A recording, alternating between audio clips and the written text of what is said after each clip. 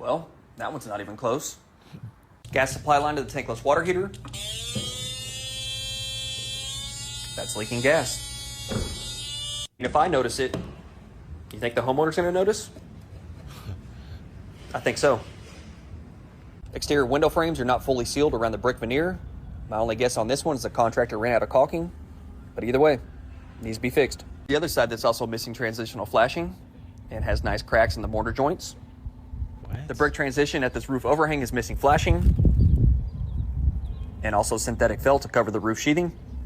Nail heads on the roof around the bathroom mechanical exhaust vent are painted, but they're not sealed. Here's more around the plumbing vent stack that aren't sealed either. Needs to be fixed. Primary bathroom, checking receptacles, making sure they are GFCI protected. This one does not appear to be. In the HVAC system, here is the installation instructions for the flue. It clearly states there should be 1 inch of clearance from anything combustible. Don't have it there or there. On top of that, you have wires entering the metal coil housing that are not sealed or protected from physical damage. And here's where the housing connects to the supply plenum. They didn't even seal it. You already know.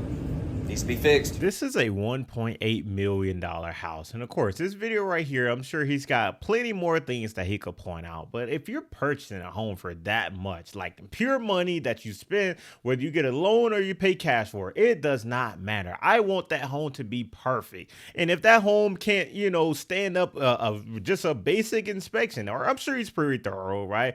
But at the same time, I mean, it goes on and on and on. In today's video, we're going to go through so many of these insane home inspections that are basically failing. You know, when I walk into a brand new home just under $1 million, I expect the bar to be set just a little bit higher than what it is nowadays.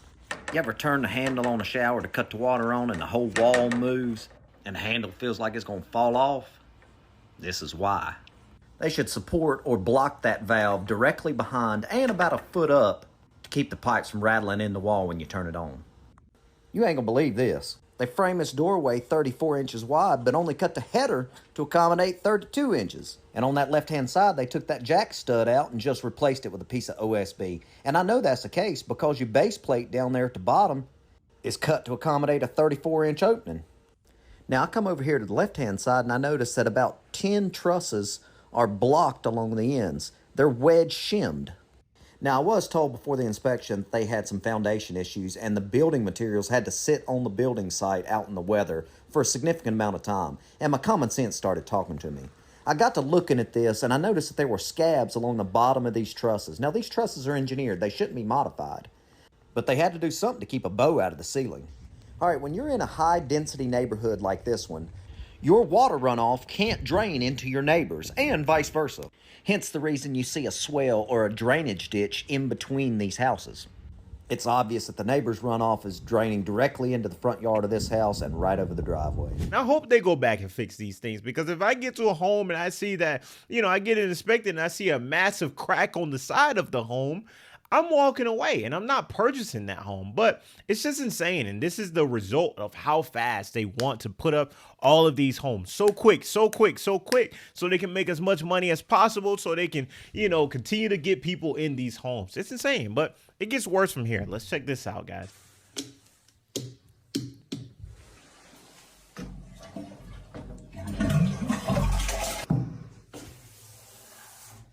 Here's a rafter or hurricane tie that didn't quite get secured to the top plate. And if I didn't say in that first video, that first home was $1.8 million. I don't know if I said it in the part right there, but it's 1.8. This home right here is $2 million for perspective, okay? All right, $2 million. Let's just finish the rest of this, though. Check this out. Plumbing drain line has a negative slope back towards the P-trap. That should be sloped like this to allow for proper drainage. How would you feel about your brand new home coming with mold on several ceiling joists? I'm not happy about it, and I'm sure my clients won't be either. And while we're on the foundation, here's a loose nut on an anchor strap. Post tension cable ends on the edge of the foundation beam are exposed. Those all need to be sealed to prevent deterioration or corrosion of the tendons. Nail plates are required on non-metallic sheath cables when they are ran closer than 1 1/4 inch to the front facing of the stud. They are also required when PEX water lines are ran closer than 1 1/2 inch to the front facing of the stud. Need more nail plates. The zip tape flashing around this window is improperly installed. That should be installed in a shingle-like fashion. and also several holes in the exterior weather barrier. Those all need to be sealed. Screws on every single window around this home are misplaced in the nailing flange.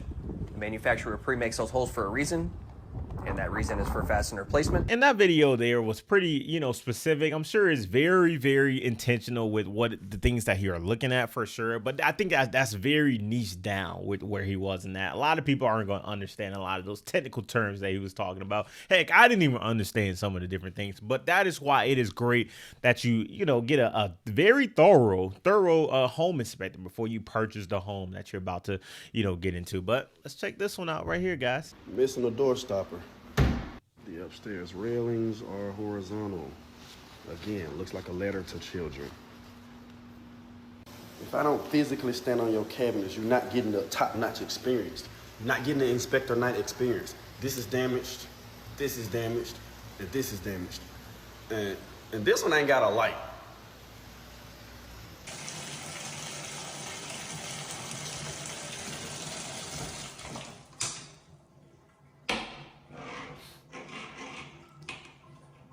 What? Huh? So we have no weep holes above the doorway brick lintels as well as the window brick lintels. The sink's faucet is loose at the countertop. You already know. Needs to be fixed. Windows that are installed less than 24 inches of the door are required to have safety glass. A good way to tell is you will find an etching in one of the corners, but not on this one. This is loose. A foam-sealed attic with no ventilation source. And at least it's not a beer this time. This is coming loose. There's literal ice on the roof. Can't walk today. To add perspective on this home right here, it is $818,000. So you're looking at purchasing an $800,000 home with all of those issues. I mean, no home.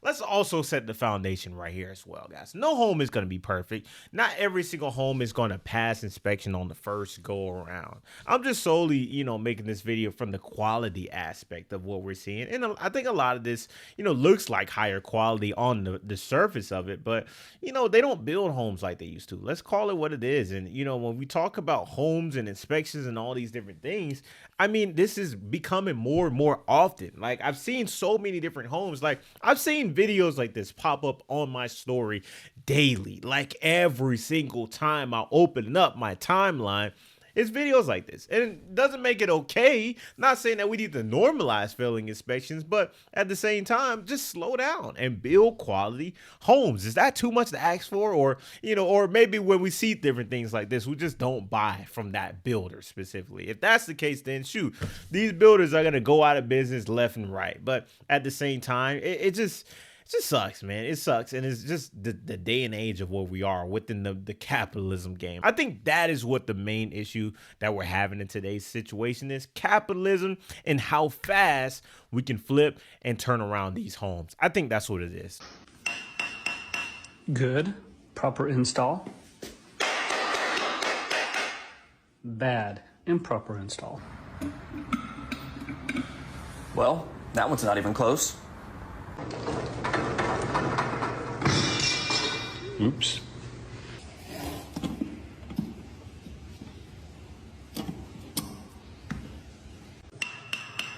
Good. Super bad. Tile around the shower spout's collar is poorly cut. That has the potential to allow water back inside the wall cavity. The sink's faucet is loose at the countertop. You already know. Needs to be fixed. How are the floors, you ask? Let's find out. All slope to the back side of the home. All exterior receptacles should have weather-tight covers, which this does. Here's a little tip. The receptacle itself, you should see a WR, which stands for weather resistant. That I see missing all the time on new construction. This one, they got it right. Primary bathroom, checking receptacles, making sure they are GFCI protected. This one does not appear to be. The brick transition at this roof overhang is missing flashing. and also synthetic felt to cover the roof sheathing. Now this video right here looks very incredibly similar to the first video that we just watched there, but hey, this is a $3.6 million house. I mean, at the end of the day, regardless of if it's similar or not, maybe they are the same home, that they had the same exact issues, I couldn't tell you. But at the same time, when you talk about spending $3.6 million house, I need it perfect. That's all I'm gonna say about that one here. Let's add one last perspective to this. You guys can check this one out.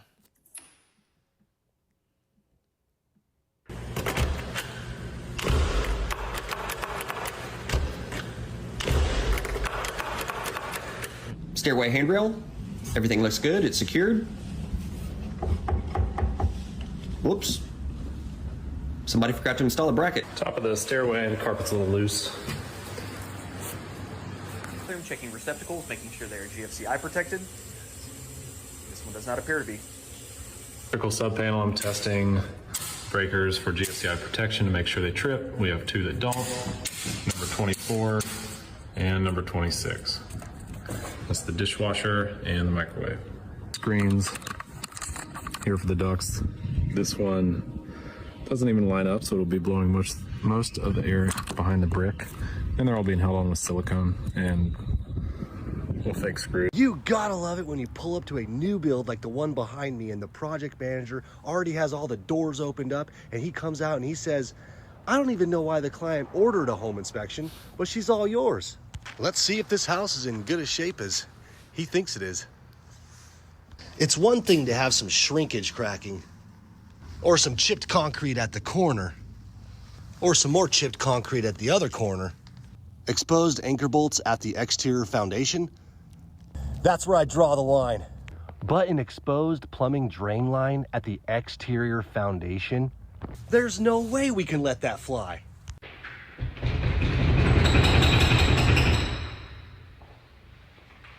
Here's the sewer clean out at the neighbor's house. See the S?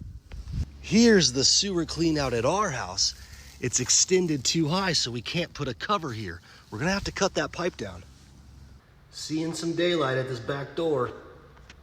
Wonder why the dishwasher's not installed. I wonder if it has something to do with this outlet. Sure is beautiful up here. But if you look underneath here, you look at the soffit, we see an opening here. We got some damage. This is like a vinyl siding soffit here. We got some damage here and some cracking here. And then a little spot here. It wouldn't be bad to paint all this wood either. Yeah. Just to help it last longer. Here we got some wood. That front door's sticking. But a surge protector at the panel makes me happy. This video won't do it justice, but there is a noticeable hump right here in the middle of this bedroom. So much so, I could even call it a tripping hazard. The door stopper at the front door is missing the rubber cover. Like this one, but this one's not installed. Let's go ahead and get this installed for him. There we go. There you go. Yeah. Here at the garage door, I gotta hold down the button. As soon as I let go of the button, the door opens right back up.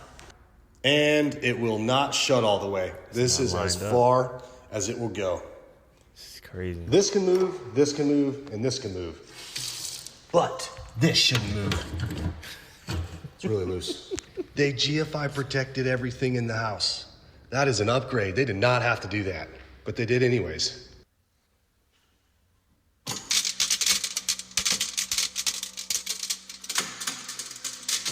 They really need to take the time to seal this shower enclosure. Some clear sealant here at the bottom would be great. Look, at the end of the day, and I've always told people, man, get an inspector, get a thorough, invest in an inspector, because when you talk about getting into one of these homes like this, and you talk about 5-6 years down the line, and you're in that home and you're enjoying these different things, and you get into it and you have some of these issues pop up and you're wondering what the heck is going on. A lot of those things could have been prevented way before, you know, you got into that home, you purchased that home, because, you know, indeed, some of these different things are preventable. A lot of them are preventable. Like when he was shaking this counter at the beginning, I got to find it. This one right here. Like, what are we talking about? Why is this not nailed down? I'm not a construction expert, but why is this not nailed down to the ground to where it can't move? I just don't get some of these different things. And people take so many shortcuts. The quality is nowhere near the same as what it used to be. It just sucks, man. It sucks. But anyways, but this is the state of what a lot of people are experiencing right now in the real estate industry. And it's I'm not saying it's a one size fits all. I'm not saying everybody's having build quality issues, because some people absolutely love their homes as we speak. So it solely depends on what you're looking at, and everybody's experience is completely different. But you let me know what you think about this down in the comment section below.